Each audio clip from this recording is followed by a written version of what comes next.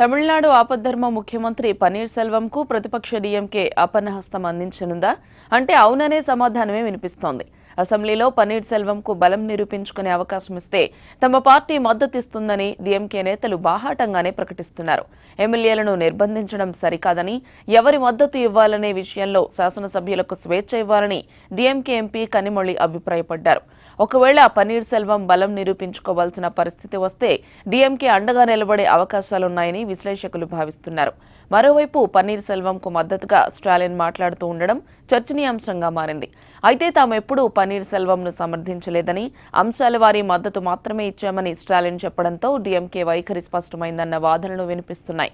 త్వరలో శుభవార్త చెబుతానని గవర్నర్ను కలిసిన తర్వాత సెల్వం అనడంతో బల నిరూపణకు ఆయనకు అవకాశం ఉంటుందనే వార్తలు వినిపిస్తున్నాయి.